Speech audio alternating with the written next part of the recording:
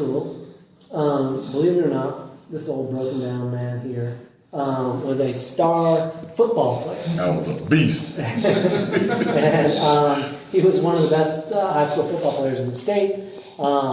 There's a great photo, which I don't have. He's number 33 in this, I think it's an 8th grade football photo. Eighth grade. I think I was in the 7th grade, but the photo was 8th grade.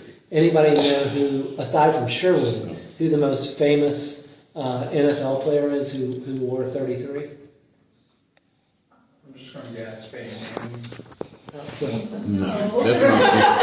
that's my boy. Though. Really? He called Peyton Manning. Peyton Manning, my boy. Do you know? Played for the Dallas Cowboys. Dorsett? Yeah. I see. I thought Tony it was Dorsett, number 33. Anyway, just some bonus information for you. I think it's fair to say that Sherwood got into high school, even though he was a star football player.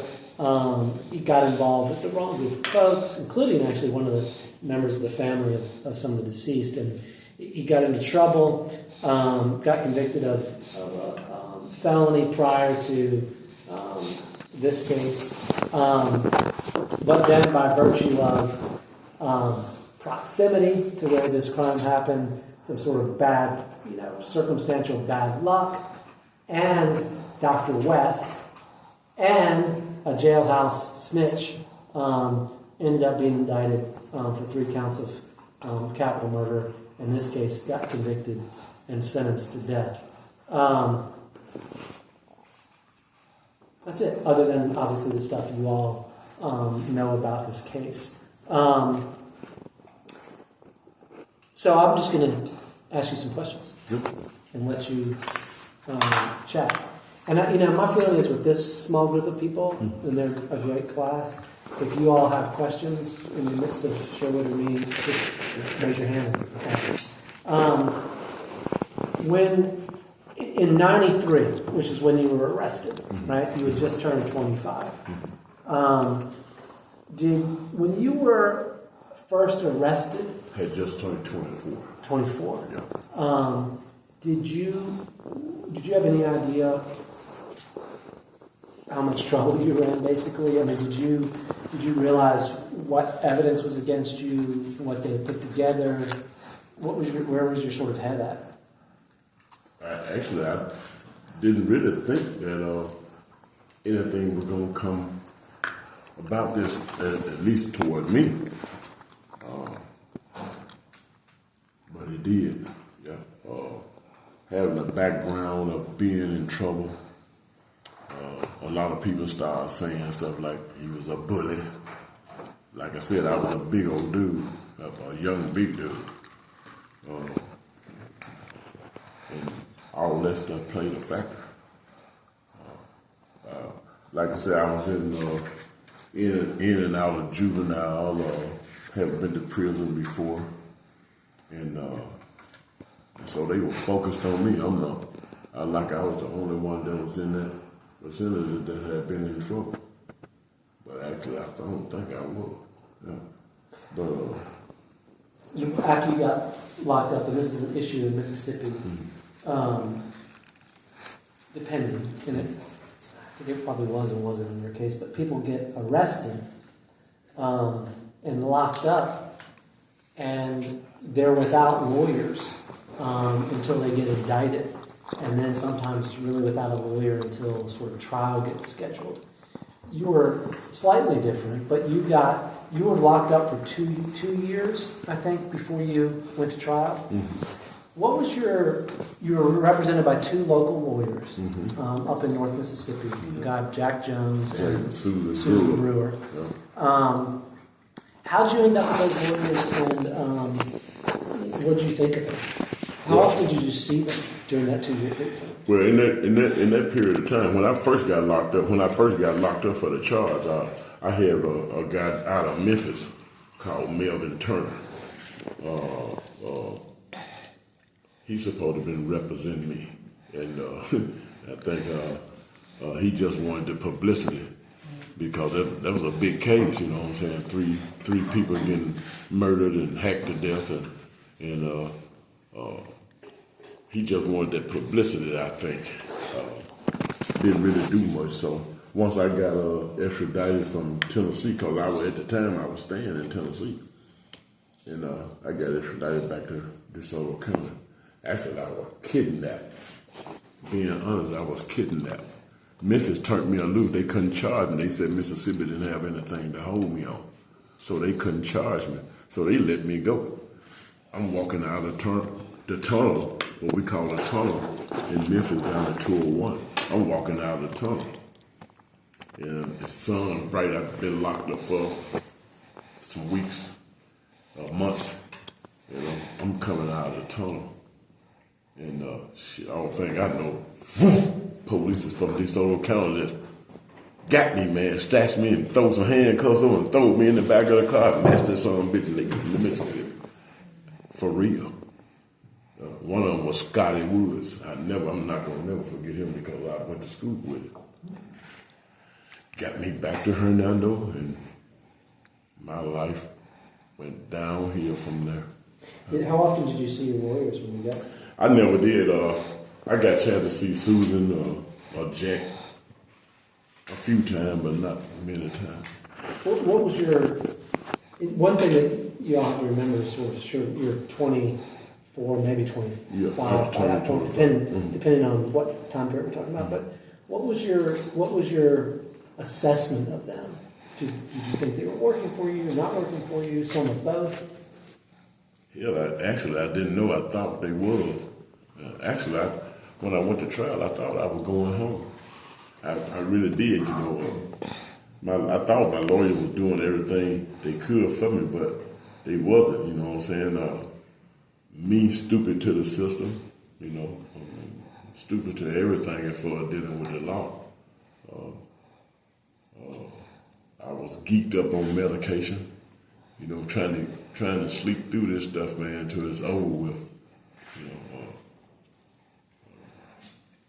I went to trial, man. I went to trial and thought I was going home. I knew I was going home. Just listening to the testimony and stuff, and I just knew I was going home. But I realized I wasn't. You know, the people sitting on the jury, I just knew it was something. There was one white guy on my jury, man. He just kept watching me, man. This ain't gonna let me mad. If I can look at him and tell him that I wasn't gonna go nowhere. But then again, I thought I was going home because of the snitch, James Jones. Let me get there in a second. Were you? One of the questions I thought was interesting. John has is when you were at trial, were you shackled? You handcuffed? I was shackled and handcuffed. Yep. They had one of them lock things on my leg, you know, so I couldn't run. They said that they didn't want me to be free in trial because as they call it, I was a big stump with a big ass guy, and they couldn't handle it. At that time, I weighed about 298. And I had all my power. Yeah. But I wasn't no fool. I ain't did anything, so but they made me look bad, you know what I'm saying? And I wasn't used to walking in no chain, you know what I'm saying? Going up to the jury and letting people look at the marks and stuff on me and stuff. They made me look bad. I have a question. Yeah. Did they let you wear like your own clothing for the trial, or were you forced to wear prison fatigues? I wore my own clothes. I wore my own clothes, and they didn't want me wearing tennis shoes back then. They didn't want me to wear no tennis shoes, but I had on tennis shoes. But they didn't want me to wear. I wasn't going anywhere. I felt like I knew everybody there. You know, like I said, I had been in trouble before, so I was a trustee, so I knew everybody. So I kind of felt comfortable with the officers and stuff. But I think Bobby Williams was the DA in my case back then. Bobby, yeah, he was one of them guys. Bobby wasn't going. You know, he one of them He was one of them guys that got a big old chew of tobacco in his mouth, and he ain't going. He like I said, I had a reputation for if you didn't come on with the come on, I'm gonna beat your ass. Yeah, I'm gonna break you down. So they everything that I did as a young man, they used all that against me. Yeah, everything. You had mentioned a guy named Chip Jones who testified against you. He was a friend of yours, and ultimately testified more or less. You all have in the transcript that Sherwood sort of confessed. There's a really interesting story about all of that because for a long time, when law enforcement went to go speak with Mr. Jones about what, if anything, Sherwood had said to him, his story changed, Jones's story changed over time. And it changed depending on how much trouble he was in. Mm-hmm. And there was a really interesting wrinkle in the case because Jones had said two different things, if I've got my timeline straight. He had said two different things about whether Sherwood had said anything or not. And law enforcement wanted to, or really the prosecutors wanted to make sure that he was telling the truth. So they polygraphed him. And according to their representations, he passed the polygraph with a certain version of what he was saying. And so then they took Jones and they got him to testify in the grand jury about what Sherwood supposedly had said. And this was the truth. And the reason it was the truth was twofold. One is the prosecution wasn't going to put anybody in front of the grand jury who wouldn't tell the truth. And B, what he was saying was, according to them, consistent with the polygraph results. But then, in between the grand jury and the start of trial, Jones got in significant trouble and came back and changed his story to get much closer to Sherwood having confessed. Which sort of begs the question about, well, if he had told the truth in the grand jury, and now he's telling a different version, which is the version he testified to at the trial, then one of two things is true. The polygraph was wrong, he was lying at the grand jury, in which case he's a perjurer. Or he's now adding sort of, additional information because he's in trouble. One interesting aspect of all this is, can anyone guess who one of the highway patrolmen was involved in all of this? He just mentioned his name a few minutes ago. Bill Ellis. Bill Ellis. Anyway, but that's for the group that's working on the Bill Ellis stuff, and we'll get to it for Anthony Carr's case. Were you surprised when you sort of touched on this, when you were convicted? Tell us about what was that moment like? Dead. When they sentenced me, and like again, I said, I thought I was gonna go free. I did. I felt it in my heart I was gonna go free. I was listening to everything. I was zoned out, but I was listening to everything, and I thought I was gonna be free. When they sentenced me to death,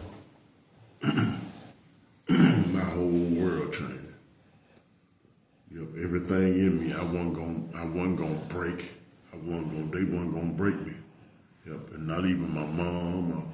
At the time, I was married, and my oldest two boys were sitting back there. Their mom was there. When I saw them looking like they were finna get ready to cry, I turned around and did my fist like that. I mean, hold it. You know what I'm saying? Because if they cry, they gonna break me. So I didn't want that. I didn't want them. I want them to hold strong. When they sentenced me to death, man, my everything went bad in me. Yep. I remember even when I went back to my dorm, my cell at night, and one of my best friends that was in school, he was locked up in there with me, man. He said, they sending me to die. It's stupid. I stayed there for some months before they shipped me. April the 10th, 1995, they shipped me to Parchman. Bud Smith and Charlie Brown drove me down there. And that's the same day me and Kenny Brewer pulled up in Parchman at the same time. Read with each other. And that's when my life began, it being a death row inmate. Tell us about what was it like to arrive at death row in Parchman. Well, I was already in Parchman once they indicted me, they brought me back to Atlanta. So I was out in general population at first, but when I came back, I'm on death row, and I walked in death row. I'm giving you everything that I did. I remember when I went to death row, I had about $1,000 in my pocket. I had hid money in my shoes and stuff when I came, but I didn't know they could have money there when I first got there. But back then they had what you call money draw, so I had all this money. I got there, I had a black and white TV. I got to this cell, man. I said, getting used to. A lot of my homeboys were there. Tell us about yourself. Were you by yourself? I was by myself. We in the cell by yourself. And everybody on death row. Everybody on death row in the cell by yourself. You ain't with nobody else. In the cell, you a killer. So you're not gonna be in the cell with anybody else. But we went out in the yard with each other back then. Back then, death row could go in the yard together and play basketball and everything together. That's another story, but I thought I was going to die. They told me I was going to die in July. I think I had all my money and stuff, and so I took up a lot of pills. I smoked good. Yep. And I gave all my stuff away, my money, everything. Hey, man, why you getting all your stuff away? She said, I'm going to get executed in the morning. Everybody laughing at me on death row, you know what I'm saying? What they laughing about? Man, you ain't finna get executed, not yet. You got to go through all your appeals. I didn't know anything. I gave all my shit away. Yeah, death row was it was bad for the first. I think for about the first 5-10 years, it was bad. Yeah, you don't get comfortable till you after you pass that 10-year mark, 8-year or 10-year mark. That's when you get comfortable. You had said when we were chatting a while ago that we were talking about some mutual friends of ours that exonerees, that you thought that most people on death row had at one point or another gone out of their minds. Yeah. And most had come back. Mm-hmm. Can you talk about that a little bit, like what you mean? That's include myself. When I say that is a lot of guys that's on death row, after being there for so long, man, I'm talking about reading books and stuff, that one that's trying to help themselves. I'm talking about mentally, it plays on your mind. Everything plays on your mind. Yep, sometimes you might slip for about 6 months, and then you ain't messing with nobody, ain't cleaning yourself, your hygiene or nothing. I've seen this happen. Even with the guy that y'all mentioned his case, that was Anthony. Anthony, all of us, we went through it. Yeah, they'll go out there and then we'll get back on track. We'll come back. Do you think it's depression or hell, being locked up in a cell 24 hours a day? just driving crazy? Just drive you crazy. You're doing the same thing every day, over and over again. I do the same thing right now, over and over again. I get up every morning at 4:30. I drink my coffee. I go outside, smoke my cigar. I get through, I come back, and I watch news for 2 or 3 hours. Same thing on the same news over and over again. When I get through with that, then my day starts. It's just like this right here, that cup in the wrong spot here, and I got to set everything straight. Everything, the plate, the spoon. That's how my mind focused. The same way I was in prison. Hell, if I didn't have no washing machine, I'd be washing my clothes in the toilet. That's what I did for over 20-something years.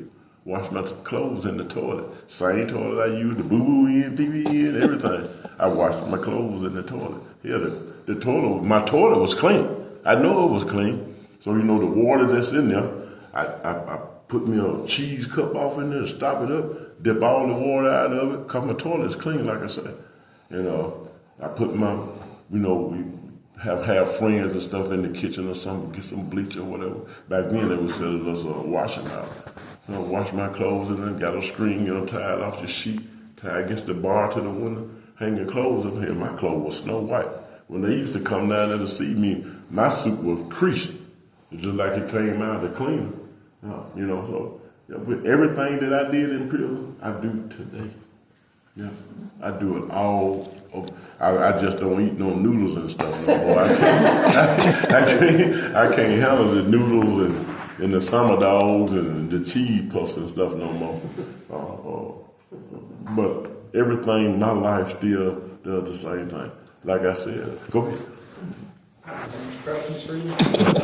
Go ahead. I guess I'll just keep on the day-to-day real quick though. So were you working out in prison? Were you reading? Were you doing chess? Like going back to, you do the same thing every day, but what were you doing to actually? Like I said, at one point in time, we used to be able to go out together. All that ceased when this general population of state inmates started killing each other on the yards and stuff. So they shut down everything. They included us in that when we didn't have anything to do with what was going on out in the general population. But they shut us down. So that took everything from us. Then they built a chicken coop pens for us to go out. So that was a daily routine. You go out in the yard. You and your cell, the guys that could read. I read a lot of books. Let me say, I love Ole Miss. Ole Miss is my school. When I was a young man, I did football camp and stuff at Ole Miss. Ole Miss is my school. I love Ole Miss. I didn't know nothing about no Innocent Project and all that, but Ole Miss is my school. So everything that John Grisham write, I done read it. I mean, everything dealing with the death penalty. He done wrote books talking about the death penalty, so I used to read. I learned how to read in prison. Yep, I didn't my first book was a book about Sister Soldier, I think. The Coldest Winter Ever, if I remember correctly. That book had over 500 something pages. That's my first book in my whole entire life ever reading. And then it started from there. I used to, John Grisham and Greg Allen, they're my two favorite writers right there, man. I'm talking about they off the chain. I got all my books. I got all my books written now, and that they still in DeSoto County. I still got them in my closet. I hadn't picked up a book yet because I'm running. My mind runs 24/24. My mind don't never. I go to bed.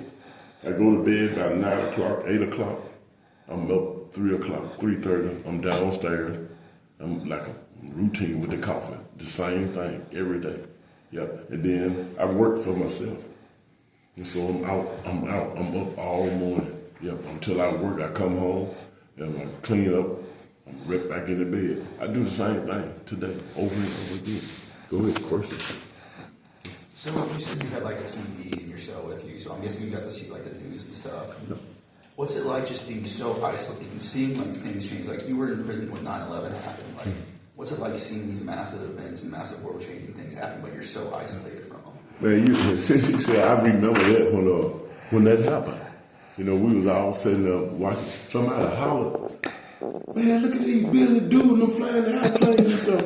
Into the building, man. God damn, man, these dudes. Allah Akbar. Boom. There they go. It was fun.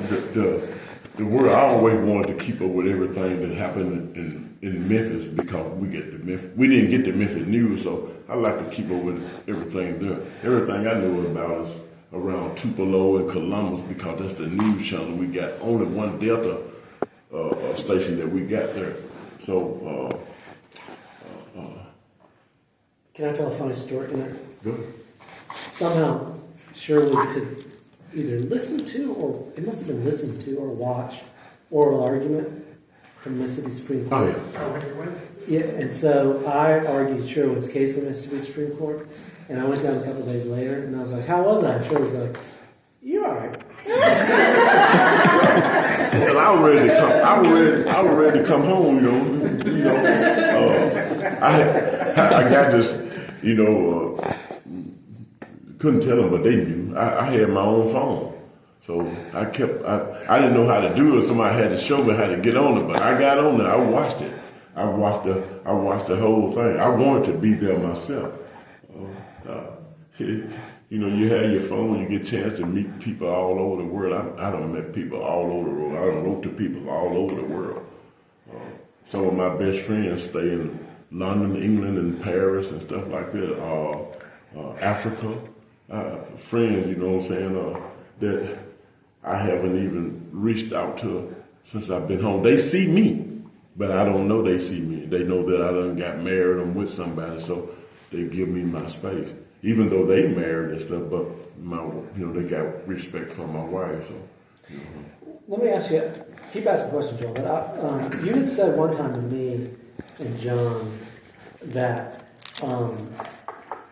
that you thought in some odd way that being convicted and sentenced to death ended up saving your life, which is sort of a different way of saying where do you think you'd be today if I hadn't been on death row. Mm-hmm. I'd have been dead. Serious, I would have been dead. Like I said, I was in the streets. I was messing with drugs. One of the biggest drugs was crack. Had never did nothing like that. I don't smoke weed and drink. But that right there, it was gonna take me away. Either I was gonna hurt somebody or they were gonna hurt me. Work all weekend, you take your whole check in. The dude that testified, we ride together, you know what I'm saying? He didn't do no drugs or nothing, but we drank. I spent all my money. I worked all week and Friday to get there. That's when I saw him on Friday, because I didn't have no car at the time. So I seen him on Friday. Either him or some of my other friends, you know what I'm saying? You smoke till you ain't got no more money, then here you go home and you broke. So I think being locked up and sentenced to death, it saved my life, but it took my life. It took my life for the wrong reason, but it also saved me. I think the biggest thing is that I don't think that God put too much on you that He know that you can't handle. I thought it was going to break me. It didn't. It got me, but I brought myself back. I even wanted to kill myself on death row, but I wasn't strong enough. That showed me that I wasn't strong enough to kill myself. I would have been weak, but I couldn't even kill. I wanted to kill myself, but if I killed myself, I wouldn't be able to prove my innocence. The first thing they're gonna say, well, he killed himself, he died. But I never did change my story for all those years I was there on death row. I kept on saying that I didn't do this. Let me ask you a question about that. When, in about 2012, I guess, after Fisher Richardson got in touch with us, and we started looking into whether we could do DNA testing in the case, right? What were your thoughts about, what was your mindset then when the sort of litigation turned and it looked like there might be this possibility that there could be some testing and the results might be helpful? Remember? I knew, I'm going to say it like this here, I knew I was going home when I had the Innocent Project on my case. I knew that my two lawyers, like you said, they were patent lawyers. This was something new for them. Before they got on my case, I had a lady named Eleanor Jackson Peel, who was a civil rights, somewhat like a civil rights lawyer. Mm-hmm. Yeah, she famous in Mississippi. Yeah, she was a Jew, from New York, and being a Jew from New York in Mississippi I ain't talking about nobody, but being in Mississippi with chewing the tobacco, spitting rednecks, they did not like her. She was holding up for the black people, the people that deserved to have their freedom and everything. She was fighting.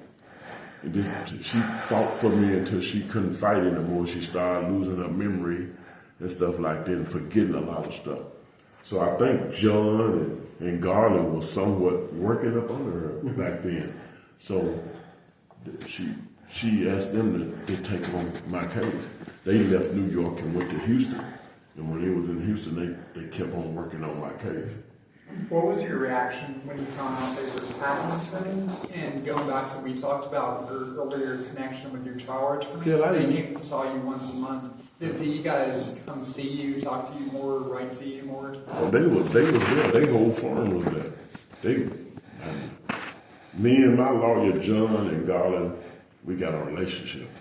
I have a relationship with their family, with their kids. You know, these lawyers, they were there for me. You know, their family. I got birthday cards, Christmas cards, everything. You know. Matter of fact, I just left Houston back in last year. About a month. A couple months ago. Houston? June. I was in Houston. I went down there to do that interview.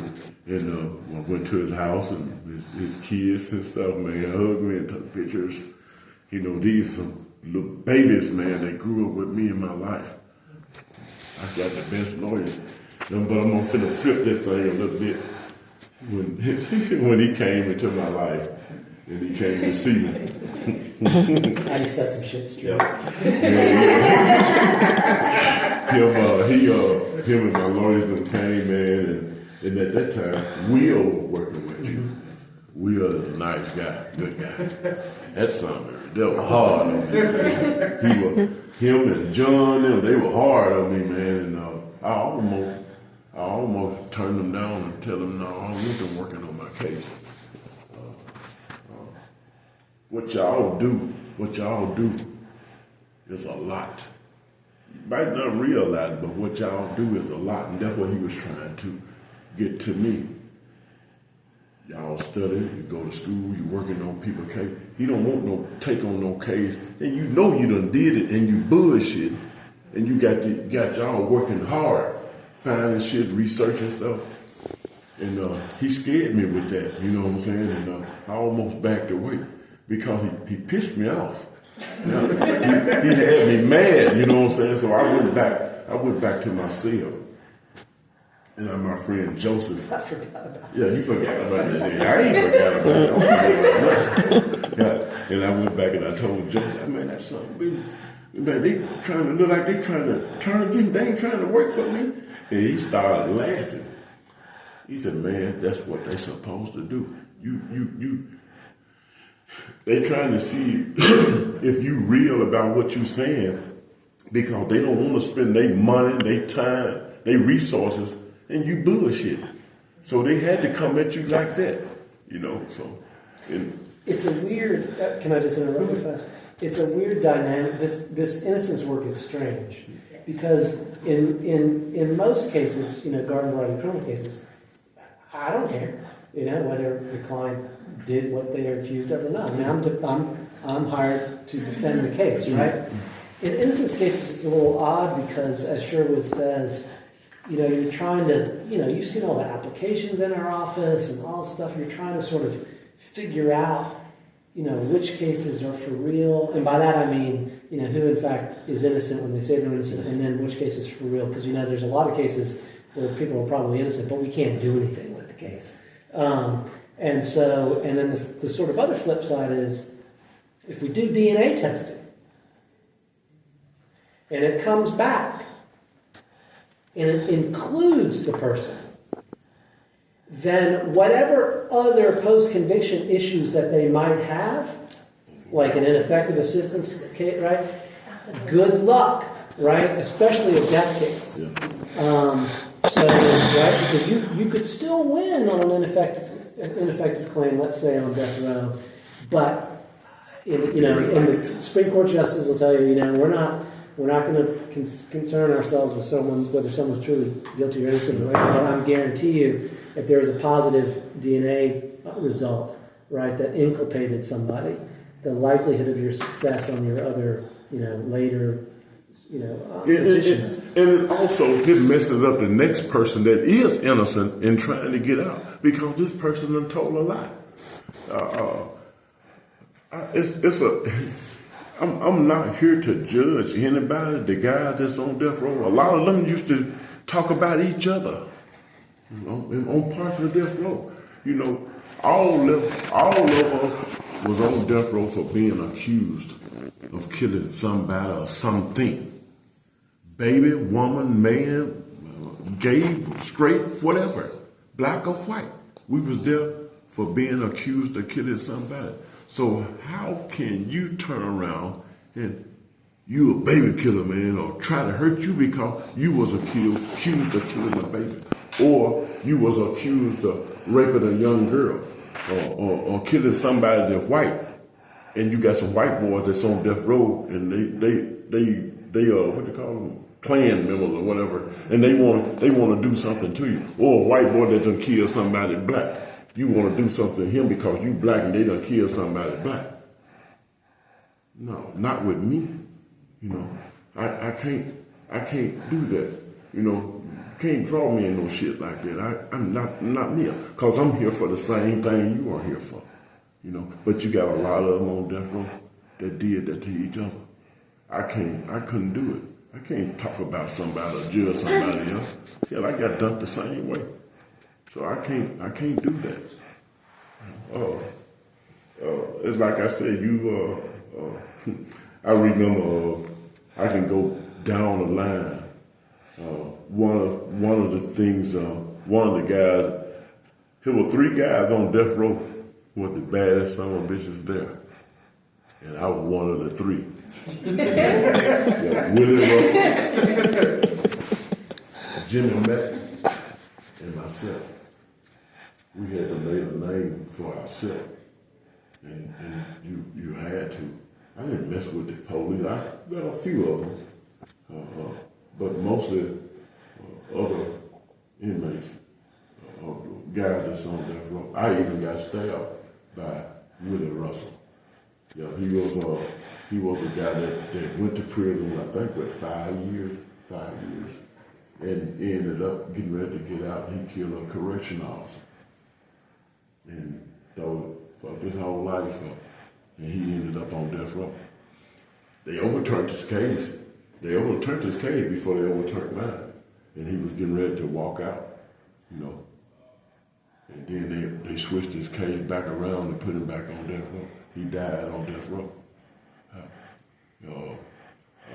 Jimmy Mack, the greatest dude in the world that you'll want to know. But he wasn't finna let nobody mess with him. He wasn't gonna mess with nobody that didn't mess with him. But he gonna put that knife on you. And right now, he's out there in general population somewhere. And he's from Mississippi, he's from the Delta. Good dude. But he probably gonna spend the rest of his life in prison if they don't let him out once he get to a certain age. Yeah. Did he carry a shank on you too? Shit, we had shanks, handcuff keys. We had all this. We had everything. We got everything in prison that y'all have out in the world except for a car. Everything. I mean everything. We done had gunplay. You remember we had gunplay? Yeah, we had gunplay. Real gun. Yep. Real gun. Yep. In 32. In 32, the guys had real guns, real shot caller. Did he use it? Shit, they took the gun. They had the gun. There was some guys that wanted this guy to kill some vice lords. On the gangster side wanted to kill some. They the one that had the gun. And some reason, the guy they wanted to put up to do the killing, he was finna get out. And he gave the gun up, and all hell broke loose. When the vice lord found out about it, when everybody got on the yard, they started killing. I mean, like a slaughter. They had every state trooper over the state of Mississippi in Parchment. They had the National Guard. You remember that, don't you? Yeah. I'm talking about all of us in it. The guys on death row was in it too now, because they was our brother. I was right now, I got on my arm right there, a black peace stone with a 5-point star. My nickname was Baby Boy with the 5-point star. Yeah. So, I was part of everything. I was a shot caller and everything. Yeah.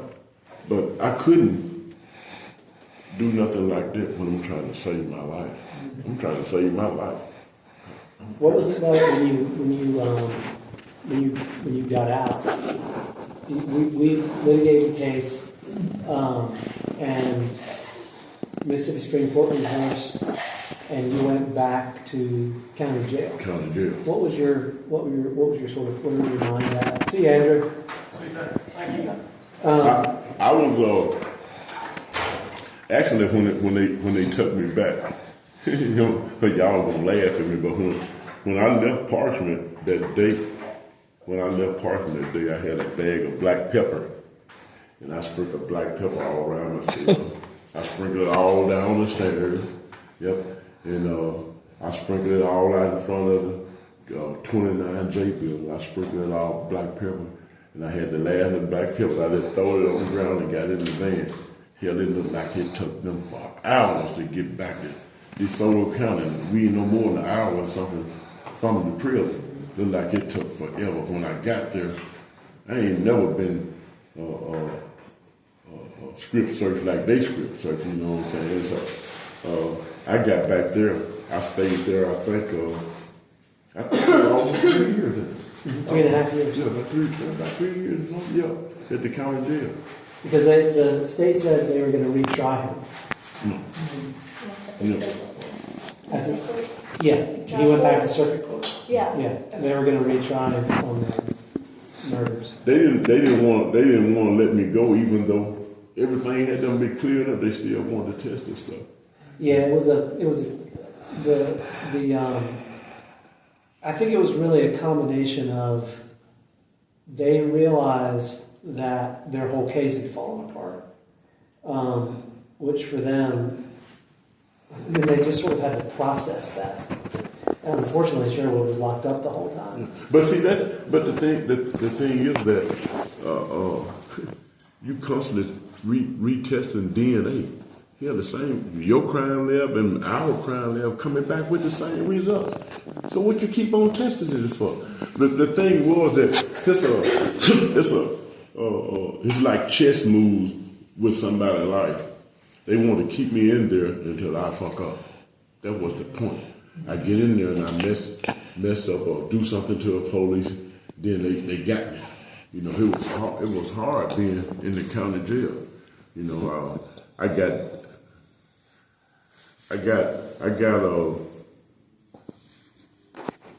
I was in a coma for a whole week. Police said I tried to come out of my cell on a nurse and try to get at somebody else. I woke up here, I was in Baptist East in Memphis. They took me to Baptist DeSoto. I'm going by where everybody told me. I went to Baptist DeSoto and ended up in Baptist East. I wouldn't be here today if the man had to shock my brain. When I go to Baptist East now, they go back and say, you done been there. I said, everybody remember because they had to shock my brain back to bring me back. I had to learn how to walk over, kind of learn how to talk back over again. I had to sit there and fight until I got released. And hell, I didn't even know they knew I was getting released. I kind of felt that I was finna come home, but they wouldn't tell me that I was finna come home. Well, everything sort of comes together at the last second. At the last second, they didn't. I wish I would have had publicity and stuff when I would have walked out. But I had him, I had John, I had Tucker, I had Leela, I had Garland, and it might have been that lady that took the picture. They took the picture. And so that was the day that I left. I couldn't even cry. One little tear come out of my eye. I probably didn't even cry. I probably just don't cry since I've been with her. We went out to East State. I might have a smile on my day. They took a picture of me. Remember my face? I'm like, it was that big. I had a steak so big with a bunch of, and I was scared to pick the knife up. A goddamn knife? I got a knife. I got a knife, you know.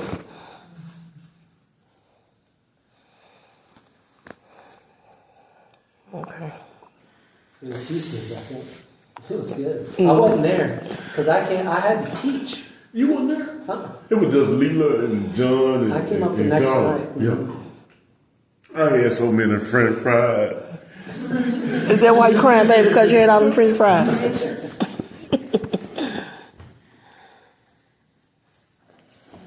I'm crying because I'm free. Yep. I got my life. Yep.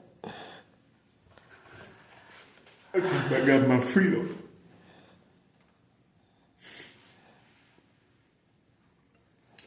I got my freedom, but still don't feel like I'm free. Tell us a little bit about that. Like you and I, Sherwood and I talk fairly frequently. What's it been like since you've been out? Been a road. Hell, I think I'm more hated since I've been out. Nobody never wants to see you with anything. Well, like I said,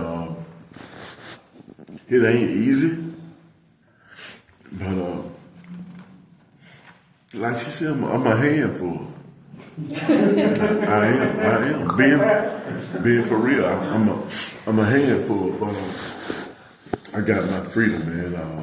I've been, like I said, I've been blessed. I got a friend, I can't leave him out, Robert. Yeah, if it wasn't for Robert, he's an ex-priest.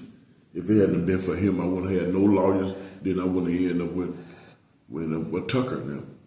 But Robert brought all this together. But I've been blessed. You know, I got a beautiful wife. I came home once I got out of prison. I was out for a month. I had a brother. I got a brother, and he's 55. He lost his mind behind all of this, and so he was in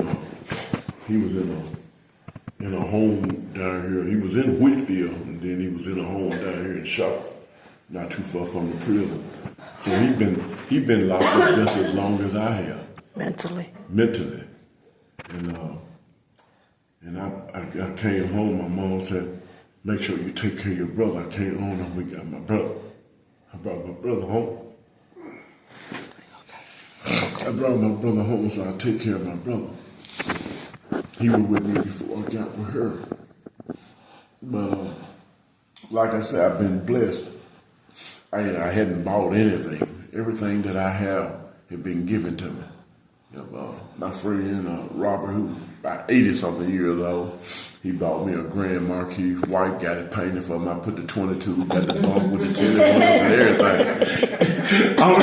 I got my hand key gonna ride like one of you young cats. Boom, boom, boom. At almost 60. I got the 12s in the back and the tweeters and everything. My joint is beat. I done bought probably about $6,000 or $7,000 worth of rims and tires to put on my car. Because I done tore rims in the potholes in Memphis. A lot of potholes. I have a lot of thanks go to a lot of people. The reentry program, I had to go through a program and stuff with Miss Leela. One of the people that worked on social worker. Social worker that worked on the case. And man, that woman had it out. And she could be a prisoner herself, man. I got ready to jump out of the car one day. She had me so mad. We were going down the interstate, man. Let's pull this up and don't let me out. Yeah, she wanted me to ride the bus, and I don't know nothing about no bus, man. I just come home. I don't know nothing about riding no bus. You know? But you know, when you look back over everything, it's a blessing. You know, and like I said, you put God first and everything gonna come to you. I'm still a handful. He's still working on me though. It's like I said, y'all motivate me to talk. That's what I was telling you. I had to let it out. She said I talk too much, but shit, that's my therapy. That's my therapy right there, talking. I needed help because I don't want to blow. I got it in me now. I might not be able to scrap for 10 or 15 minutes, but if you can't get me within 5 minutes, I'll tear your ass up. Anything last 5 minutes, you got it. You know, it's just been a blessing with the reentry program, Mr. Andrew, Miss Muhammad. Like I said, I got a lot of other people that's in my corner that's helping me.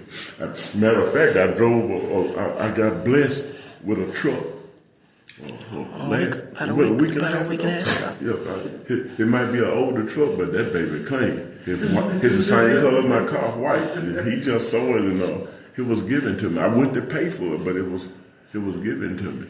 He said, "Man, you know something? You believe in God." He asked me, "Did I believe in God?" I told him, "Yeah, that's the only reason I'm here, because of God." He said, "You know what?" I said, "What?" He said, "You can have the truck." He said, "I'm gonna give it to you." Yeah, he said, "You're gonna give it to you." He gave it to me. Yeah, like I said, you put God in your life on everything. Everything gonna roll, regardless of relationship, everything. Anything that go wrong, sometimes you just have to bag up and regroup and put God first. You still can do your worldly things, just to put God first and keep Him first, and I think everything will work, man. Tell them about the business you're starting. Yeah, I started a business. My family gave me where I borrow renting or whatever, but a truck and trailer. I pressure wash, I detail cars, I pressure wash buildings and firewall, everything. So I'm mostly doing everything to make ends meet, because I don't have nothing from the state, so I make my own money. I'm not looking for this. Go ahead, you finna say something. Just a quick question. Was there any possibility that Ms. Sherwood had a lawsuit for wrongful conviction against the state of Mississippi? No, not really. I mean, there's a compensation claim, statutory compensation claim, which is pending. But it's unfortunately, so there's really a two-part answer. With respect to the civil suit, it's just very difficult to bring a 1983 civil rights claim, because you essentially have to show that there were state actors who knew that what they were doing was wrong and nonetheless conspired against Sherwood, to present false evidence. Sherwood's case was sort of odd in that way, which was that in some ways the state, this was, put it this way, the prosecution against Sherwood relative to other prosecutions I've seen was not half terrible. I mean, it was, they meant well. I don't think the investigation was that good and so on and so forth. But it wasn't, in my view, driven out of bad faith, sloppy, sort of ignorant. Now, Michael, and what are you going to do? Sue the snitch? Doesn't have any money. And then the Michael West piece, the bite mark piece, right? Completely made up. But the Levon and Kenny had a big civil suit against West and Hain, and they lost because we won't get into it, but they're very difficult cases to win. Yeah. And so the long and short of it is no. And to also answer your question, I don't focus on it no way. If I focus on that, I never have nothing. So I got to let my mind go somewhere else. That's what I do. What I do now, I work hard for what I got. I've heard before that your worst day on the outside, as an outside of prison, is better than any day you had in prison. Would you agree with that statement, or does it vary? Where I live at right now, hell, I'd rather be in prison. I'm being